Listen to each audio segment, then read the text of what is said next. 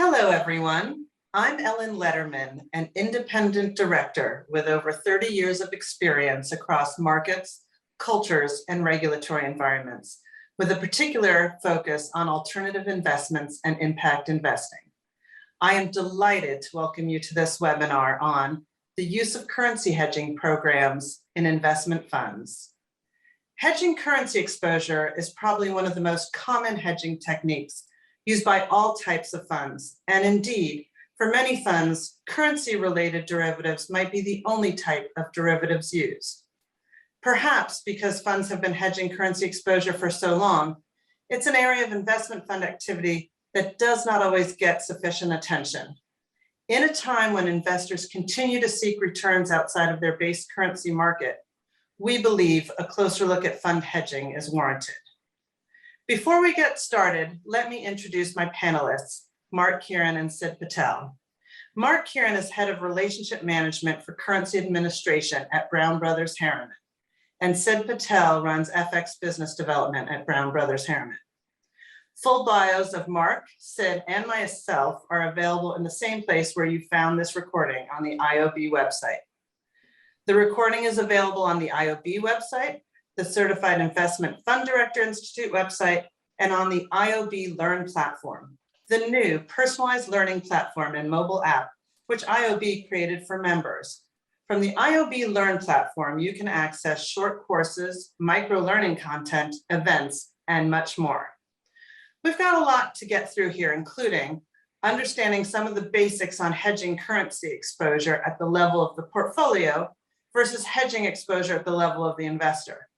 It's also so important to understand the various regulatory requirements that apply, from rules relating to best execution, those related to the creation of share classes. And there are slides on this available alongside this webinar. And of particular importance to this discussion is board oversight. So let's get started. Mark, why don't you take us through a few basics? What are the key reasons managers are utilizing currency hedging? Thank you, Ellen, for the introduction. Sid and I are very happy to be here today having this conversation. And as you mentioned, investment managers have long been accustomed to hedging FX risk at the portfolio level. And that's where they're managing a global investment portfolio where the fund may be investing in securities denominated in a currency other than the base currency of the fund. And ultimately, what they're hoping to achieve by the use of a forward FX hedge is to offset the spot risk that the currencies and the securities on that fund are experiencing through the movement of the spot market. And I think the best way to explain this is to give a very simple example. So to that end, I will pull up my PowerPoint. And we can walk through a very simple example of a portfolio hedge to begin with. So in this example, we've got a dollar-denominated fund with GBP exposure on the portfolio. And in the example, the manager is purchasing 10,000 units of a GBP-denominated security at the price of £100 per share. That was the price on trade date. Now, as of today, the price is £110, as you can see in the example. So that would mean that as of today, the unrealized gain or loss in GBP is £100,000. Now, this is a dollar-denominated fund.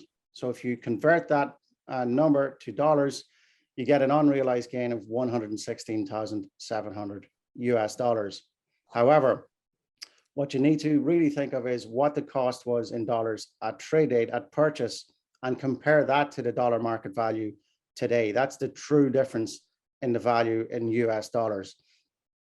And that amount, as you can see, is $111,639. So what's really occurring here is that there's an unrealized currency loss being experienced because of the change in the FX rate on the GBP security. And what the manager is hoping to achieve is to offset that with a forward FX. So if you think about it, the fund is long the GBP exposure. It's invested in the GBP security. So to offset that FX impact, the fund will go short the GBP against US dollars. I will go into how the trade rate is derived on a forward and how a forward is constructed. But for the purposes of this simple example, we can see that Because the fund is short to GBP, there's an offsetting currency impact to that open forward contract in the amount of 5,472. So the net impact for the currency in that case is $411 US dollars. So effectively, the manager has, insofar as possible, offset that currency risk to those non-base securities. So that's an example of a portfolio hedge. So if we move on to a share class hedging example, this is quite different. This is really a distribution mechanism to cater for global investor demand, where, again, you could have a manager of a UCITS, a dollar-denominated UCITS, looking to distribute the fund into European markets or Asian markets, as the case may be. And in this example, we are launching, the fund is launching an Australian dollar hedged class at a launch NAV of 100 Aussie dollars. Now, in reality, if you think about it, once that money gets injected into the fund, the manager needs to convert that money from AUD into US dollars, which in this example is the base currency of the fund, to use and to invest. And in this example, we're assuming it's 15 million Aussie dollars.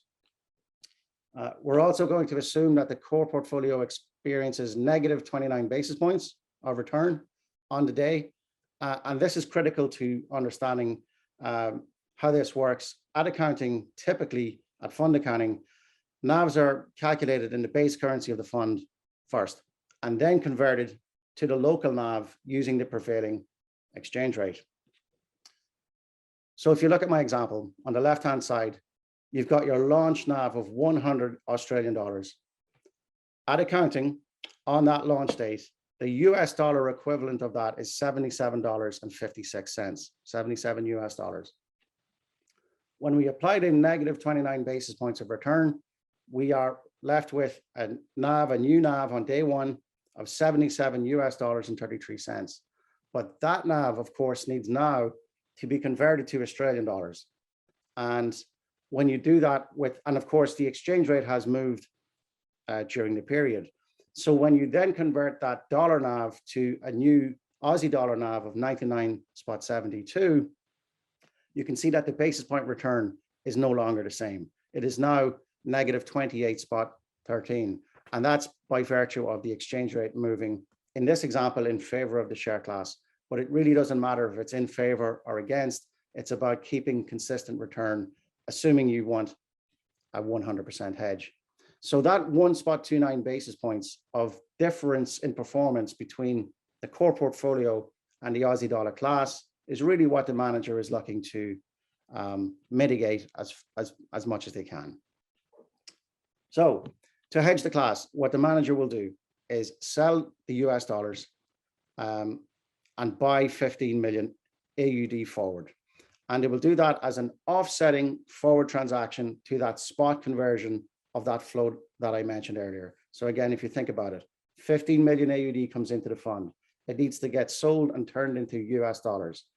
The manager puts a simultaneous hedge on using the same starting spot rate on the forward, and it creates exposure in the opposite direction to offset that spot risk that we've seen in the upper half of the table.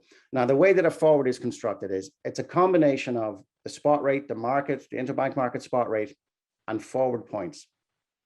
And forward points really represent the interest rate differential between the two currencies in the pair. So the two currencies in this currency pair are clearly Aussie dollar, US dollar. Wherever there's a difference in the interest rate in those two markets, that gets manifested in the forward points. And you will also see market factors in the forward points as well. And the combination of those two results in your trade rate, your all-in rate. And those points are also reflected in the valuation of that position. So what happens in this example is on trade date of that cap stock, when that capital flow comes into the fund on the same day, at the same FX valuation point as the fund, but you will note the spot rate on this transaction matches precisely with the trade date FX rate at accounting. That's ideally how a manager should look to hedge that flow. And by doing so, by having the same spot rate on the spot and the forward, first of all, you're mitigating bid offer spread on the transaction. So your transaction cost is mitigated. And by executing it at the FX valuation point of the fund, right from day one, you are minimizing any tracking error between the hedge class and the base class of the fund. And those are the sort of things that boards need to know.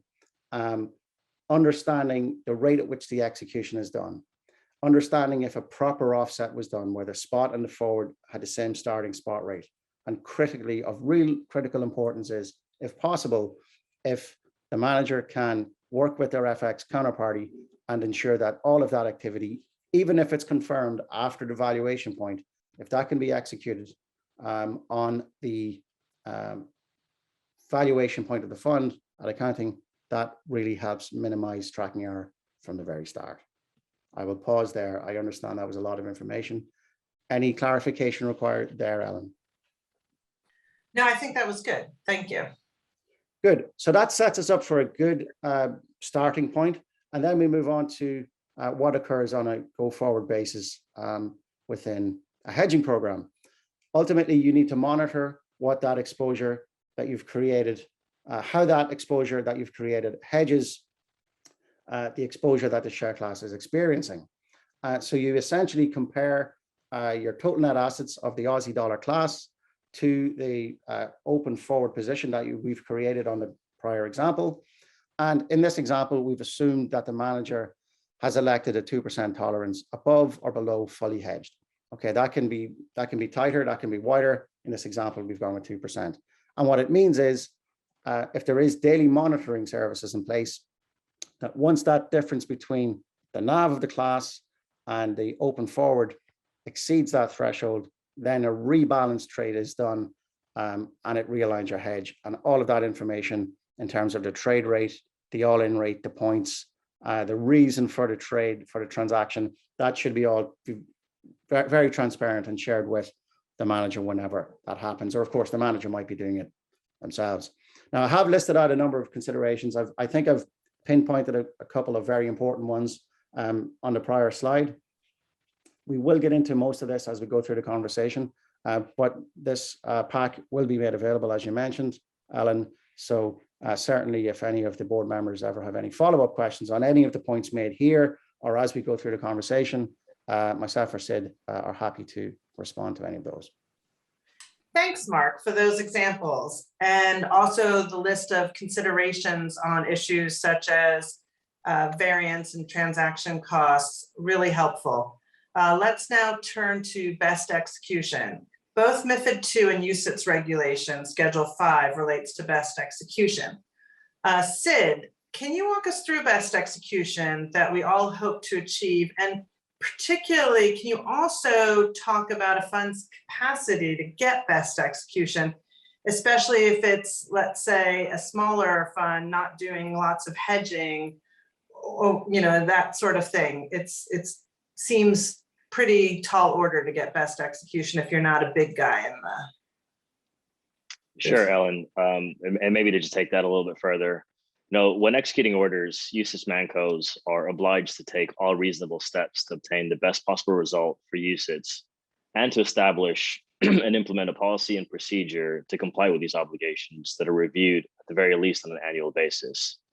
There are many factors that go into best execution, especially when you're talking about currency hedging programs. It's not just a question of price. There are multiple different factors that start with the framework of a currency hedging program.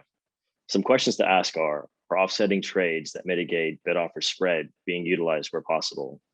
Is cap stock activity being converted at the same valuation point of the NAV of the fund's NAV? Are netting opportunities being utilized where available?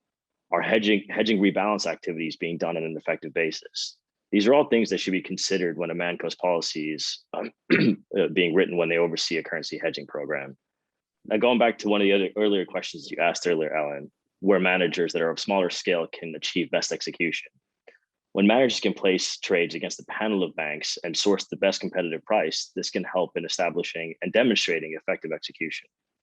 For smaller funds, where they can do is utilize specialist hedging providers or third-party hedging agents that have their own panel of banks and can act as an agent on behalf of the funds and trade those FX trades against their panel of liquidity providers. This, in addition to the policies and procedures that Manco's put in place, can really help in demonstrating the oversight and ability to gain best execution. Thanks, Sid. Mark, margin requirements and monitoring those. Can you discuss the reporting obligations for collateral, including the European Market Infrastructure Regulation, which sets the rules governing derivatives? Yeah, it's a great question. So EMIR does mandate the exchange of variation margin for non-deliverable forwards, NDFs.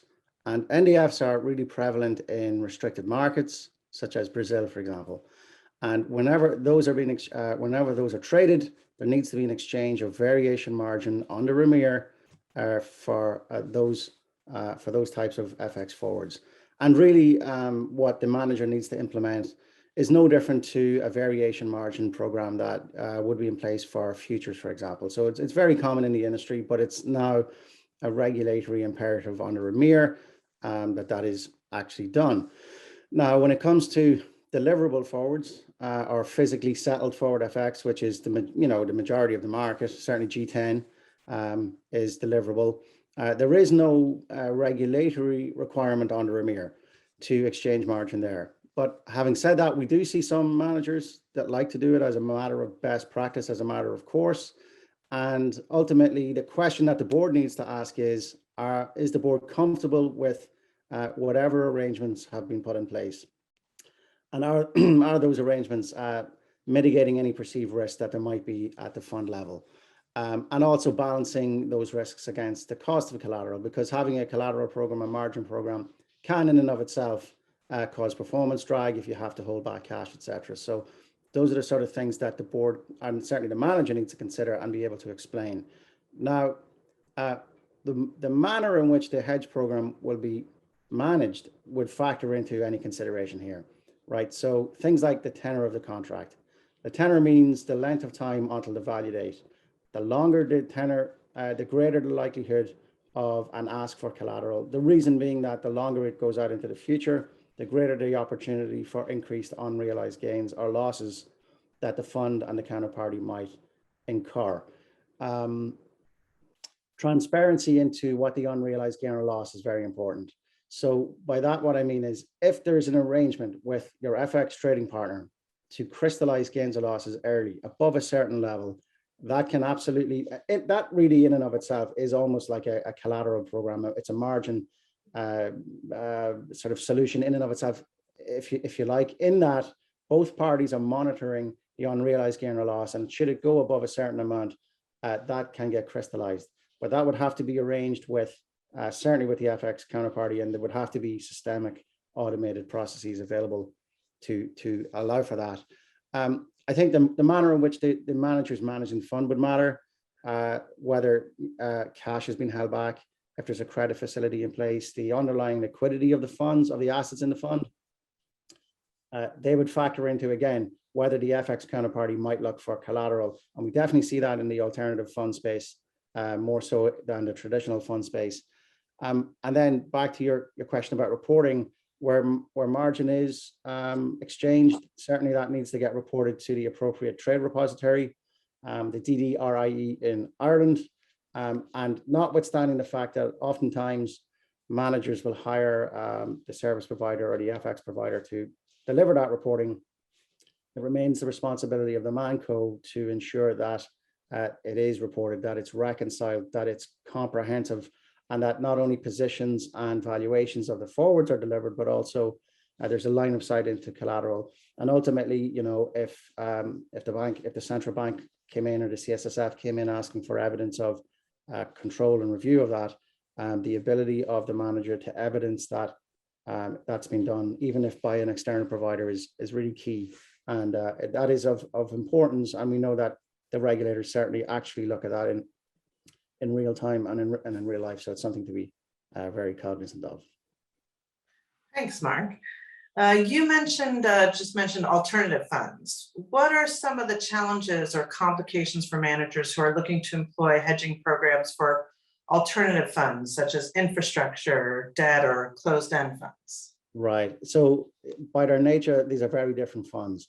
The underlying assets may be illiquid, certainly infrastructure, valuations, well, the likelihood of daily valuations is practically zero. So they're not funds that are valued on a daily basis. In many instances, they might only be valued on a quarterly basis.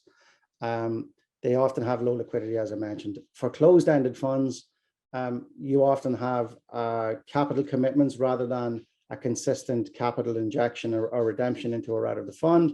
And those investments happen really at the whim of the manager when they find an opportunity to invest and they call on the capital to invest that cash.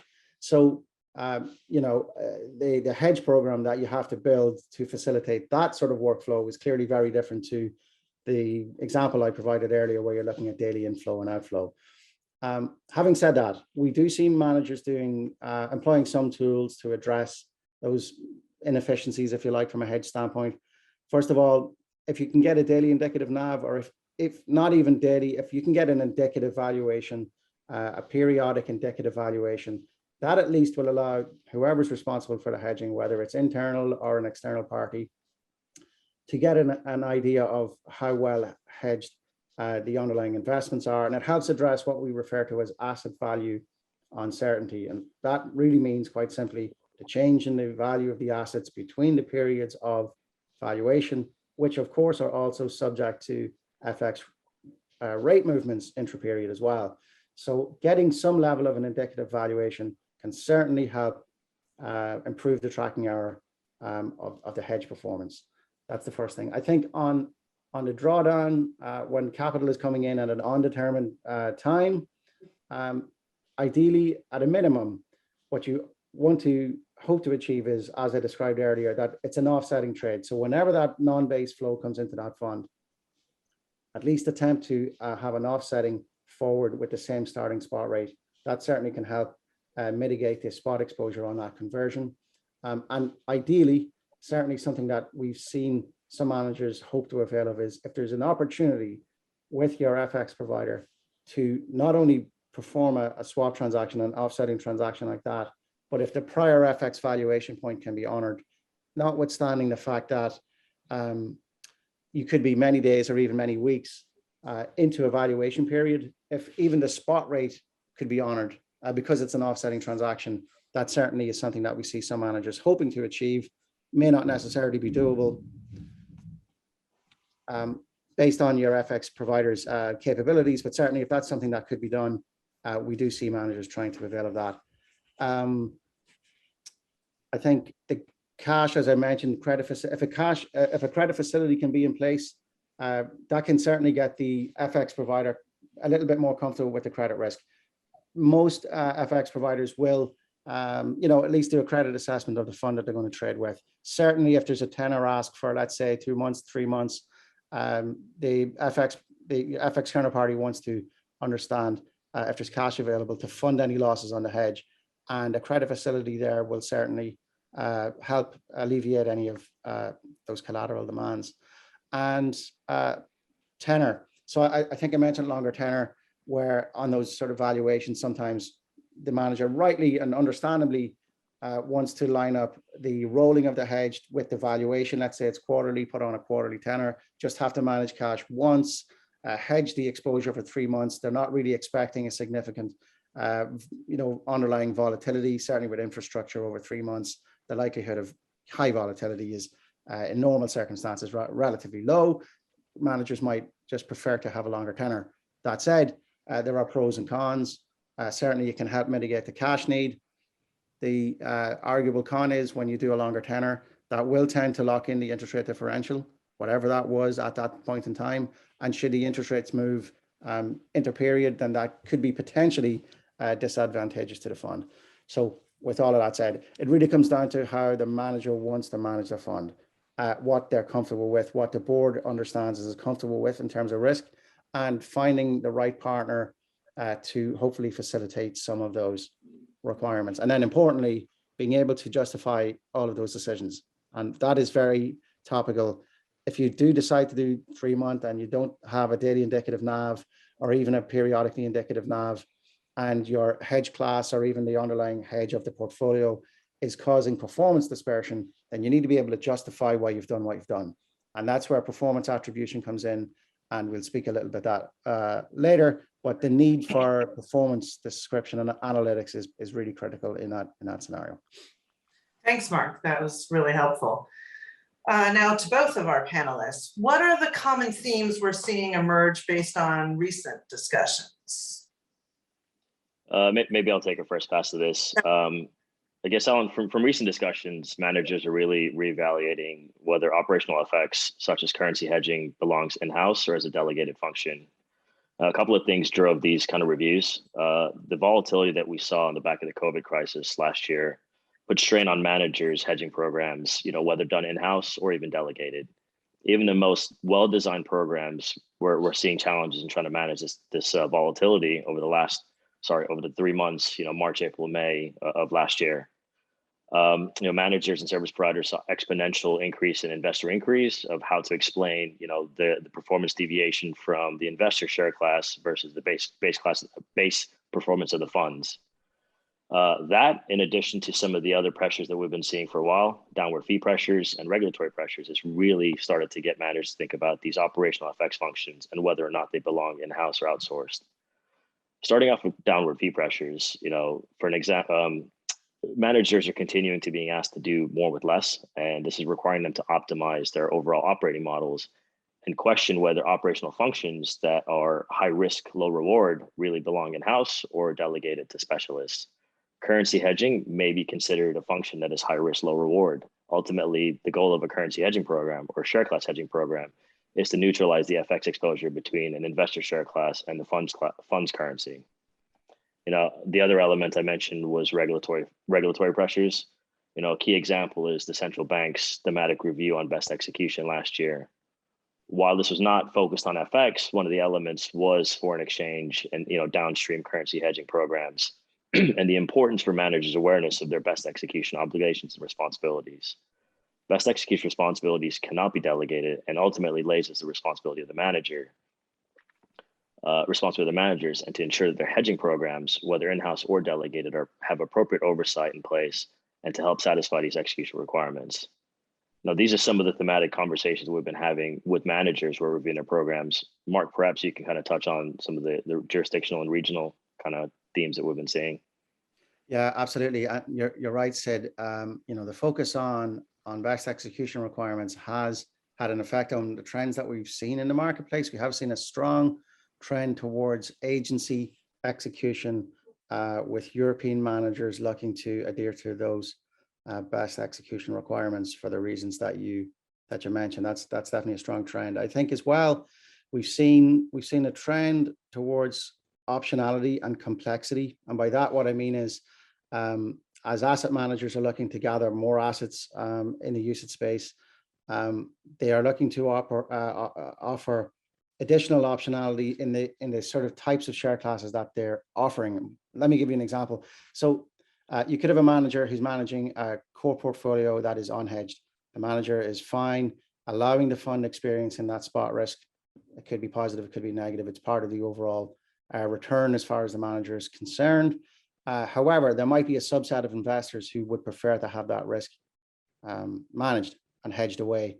So rather than setting up a new fund and all of the incremental and attendant cost, what we've seen an increase in demand for is a hedged portfolio hedged at the share class level.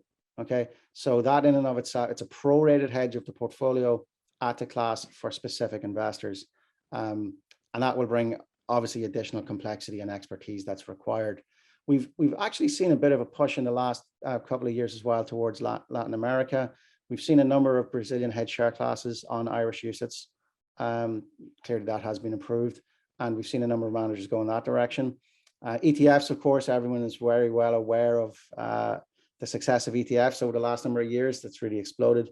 And of course, with that comes a need and an ask for hedge share classes on an ETF, and not only traditional share class hedge, but also that portfolio look through that I mentioned. So you can imagine with an ETF where the flow is, it operates differently to a traditional fund. You've got those creates and redeems, you've got in-kind transactions. And on top of that, now you've got managers looking to hedge that share class or hedge the portfolio at the share class level. So with all of these asset gathering efforts comes all of this complexity. And the more assets you gather, the more classes you launch, then obviously the more classes you have to manage the hedge for.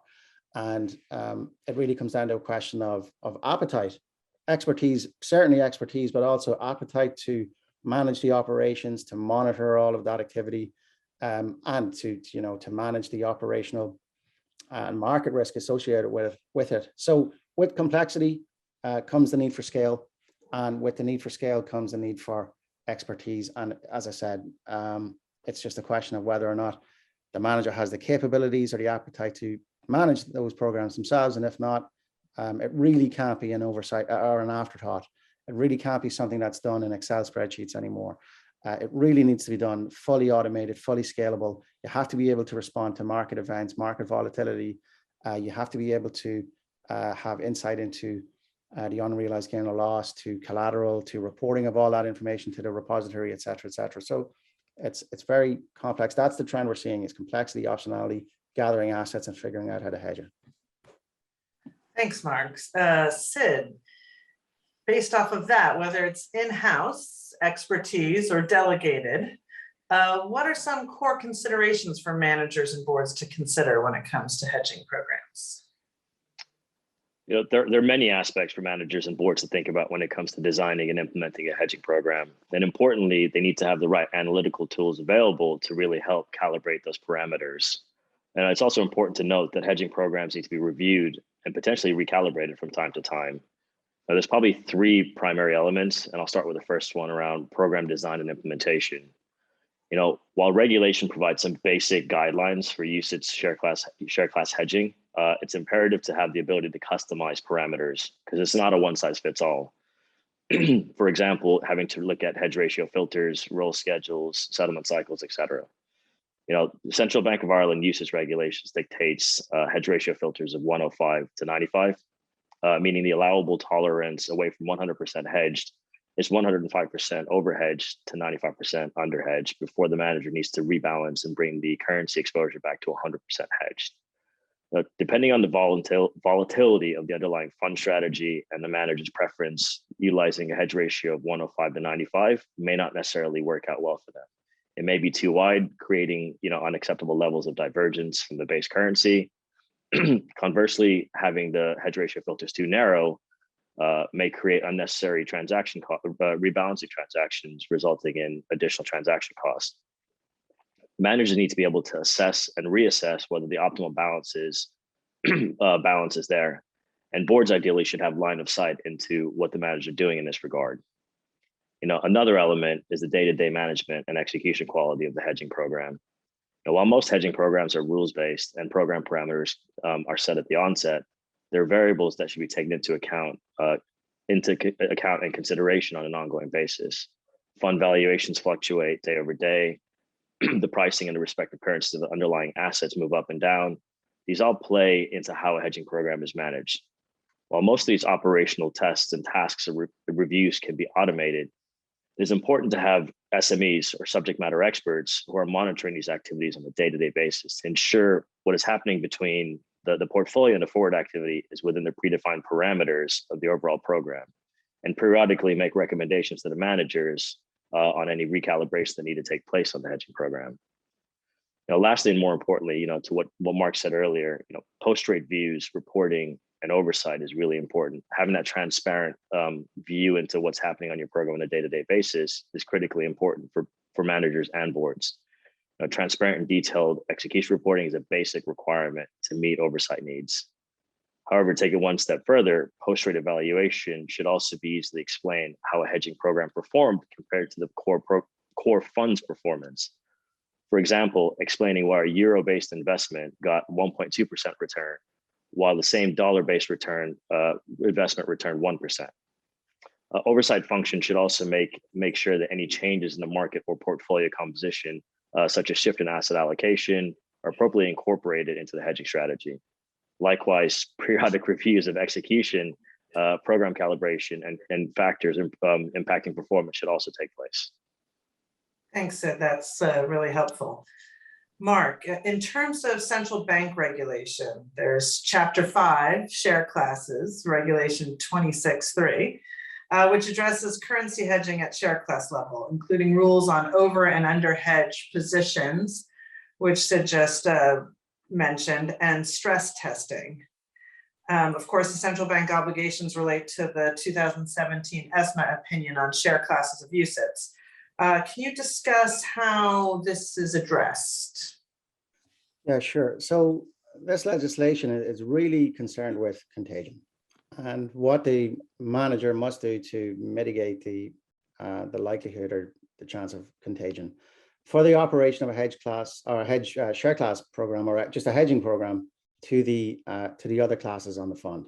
And ultimately, the ManCo needs to have a policy in place to ensure that they can mitigate any potential contagion from the hedge share class to the rest of the fund. Now, to that end, there were a number of prescriptive rules put in place. Any costs associated with the hedging program must be allocated only to the hedged share class. Unrealized gain or loss associated with the hedge for that share class must only be allocated to that class. Those are pretty straightforward things that you would expect to be in operation in any case, but certainly the legislation now made it a prerogative. Sid mentioned the 95 to 105 band within which the hedge must be managed, and that 95 to 105, that's 95 to 105 of the target hedge. And that target in and of itself cannot be more than 100% of the total net assets of the class. Now, when it comes to stress tests, the rules aren't very prescriptive as to how they need to be done specifically, or how they're meant to be responded to specifically. But clearly, there's an onus on the ManCo to have a policy and procedures in place to mitigate the likelihood of it happening. So what we've seen managers do is look at their entire book, look at the hedge share classes, the exposure on the hedge class, and essentially hypothesize what it would take in the market for contagion to occur. Meaning, theorize if the market moved against the fund by, let's say, 10%, and the FX moved against the class by 5%.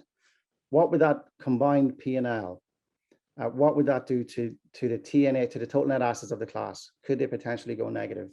And what we've seen managers do is essentially incrementally worsen that scenario up to the point where they might determine that in actual fact, it's going to take an 80% downturn in the market and a 15% or 20% move in the FX on the same day for us to be in peril. But that in and of itself can be a concern, of course. The point is to do a stress test to identify classes at risk.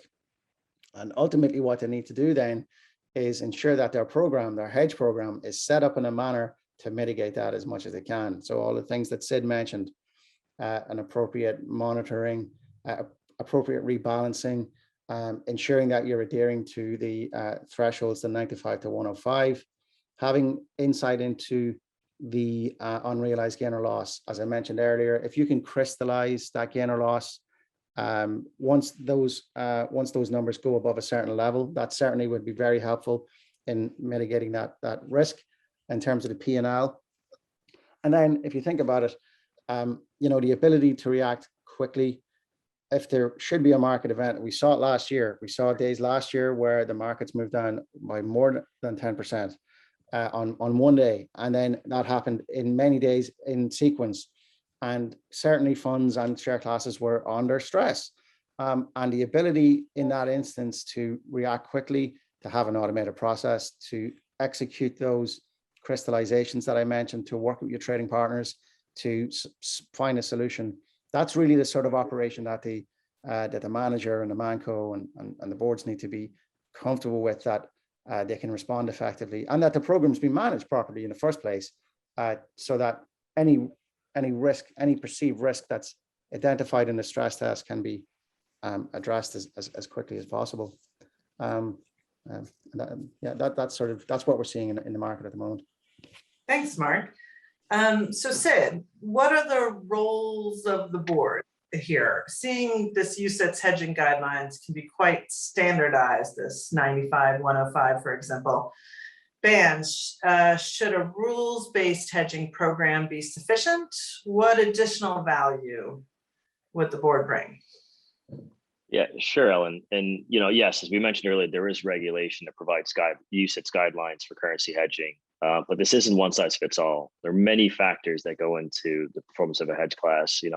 Investment strategy, portfolio valuation, portfolio composition, sorry, NAV frequency, forward tenor.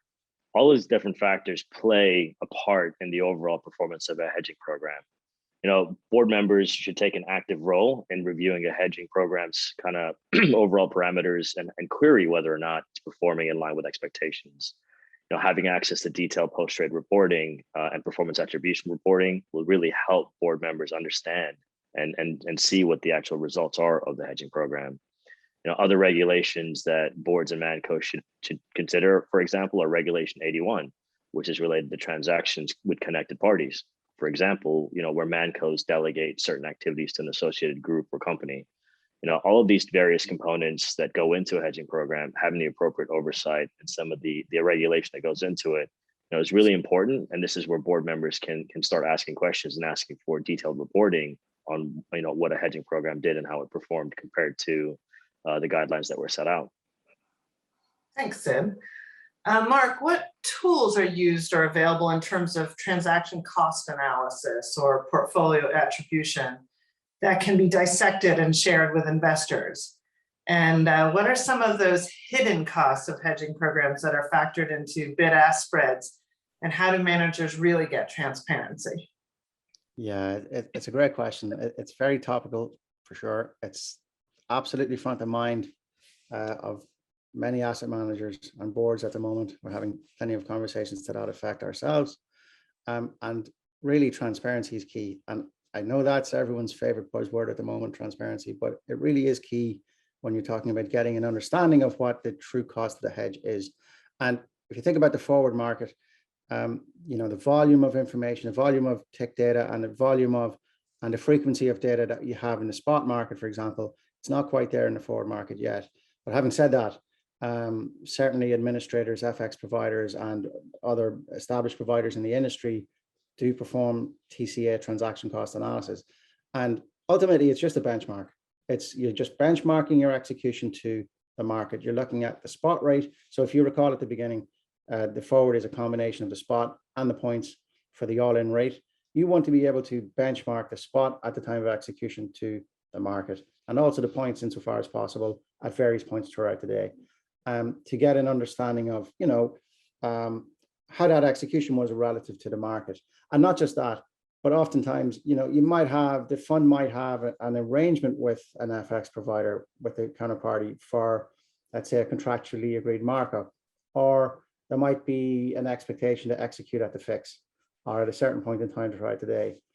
The TCA should show that the transactions were done at the fix. Certainly that information is readily available, but also getting an understanding of what that starting spot rate on which any markup is applied. So if there's a contractually agreed markup, that's all fine and well, but what was it added to? And how does that spot rate compare to bid offer spread in the market at the time of execution? And once you have that transparency, then the manager and the board can get a really good sense that the execution is appropriate. And that's really one component of the cost of a hedge. There are others. And interest rate differential is very important. I've touched on that a couple of times, but it's very important for managers and boards and anyone involved in distribution of hedge share class to understand what that cost of carry might be, what the interest rate differential is, because if the interest rate differential is such that it becomes so costly to the performance of the class, because you cannot hedge that away. The interest rate differential does not get hedged away in a hedge program, and it's a cost that will need to be borne. It could be positive. You could have a positive impact for it, depending on the direction of the forward FX. But again, it's going to cause performance dispersion to the core portfolio. You have to understand what that is, and you have to go into that with your eyes open. And that's the sort of information that managers, boards need to be able to explain to their own shareholders. There are some other factors. Asset value uncertainty, I touched on earlier. Timing lag. So timing lag is the time difference between when executions occur and when the appropriate information was provided to react to. That in and of itself can, for example, NAVs. If you're using NAVs, if you're rebalancing to the NAV when was that NAV released, and how long after that point in time was the rebalance done. The difference between the FX valuation point and the time of execution can have an impact to the performance of the hedge. And then that hedge filter, whether it's 95, 105, 99, 101, by definition, you're not fully hedged. Now, that's an acceptable filter. Managers don't want to trade every day necessarily, but by its nature, it's going to mean that there's some tracking error. It's always something that the manager's happy to live with as long as it makes sense. But you have to be able to quantify it. That's the thing. And we saw it last year. Like 2020 was really eye-opening in terms of the market volatility, because those factors like the filter and the timing lags, which by their nature, right, tend to fluctuate, go up and down over, typically not necessarily as impactful as your transaction cost or your interest rate differential. But when markets are volatile, they can become very meaningful. And we saw that last year. And no matter how well run a hedge program might be, those factors can be exacerbated in market volatility. And certainly the ability to explain to managers or to the shareholders or to distributors or to shareholders and investors why the performance diverged, and to be able to break that down in detail is really becoming, I would say, a necessity. Again, plenty of market participants are doing it. There's plenty of administrators doing it, but having that granular information at the share class level that reconciles to the NAV performance is something that boards and managers need to be able to provide. And sort of to hark back to my earlier comments, it can't be an afterthought. You can't do it in Excel. It has to be almost like a product. And it requires that, based on what we're seeing, like we're talking about market trends, boards are asking these questions, managers are asking these questions. You have to be able to provide the answer. So it's becoming a necessity as part of a hedge solution. Thanks, Mark. Now I want to just, before we close, take it up to the higher board level. So we're going to put up, as a non-executive director and a certified investment fund director, always want to know what tools at the board level we can use. And Mark and Sid have given a number of them. So let me talk through a few components that I think are useful. One is, in a board pack, I'd like to have an overview of the goals for the fund's currency hedging and listing the main components of the hedging policy. I want to see the regulatory obligations that apply to the fund's hedging program, some of which we discussed might be applicable here, and what was marketed to investors in any placement memorandum. I think that's crucial.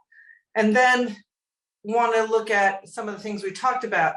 Who are the counterparties who are approved for hedging contracts and who are being used? That helps you understand whether you're getting best execution or not. Depending on what types of hedging is used, a list of outstanding hedges, hopefully distinguished by function, whether that is share class hedges or NAV, or you have infrastructure construction costs, etc. Then definitely some of the KPIs we've talked about, TCA, interest rate differentials, what spots were executed, but KPIs versus and maybe a risk thing, a red, amber, green versus the hedging limits.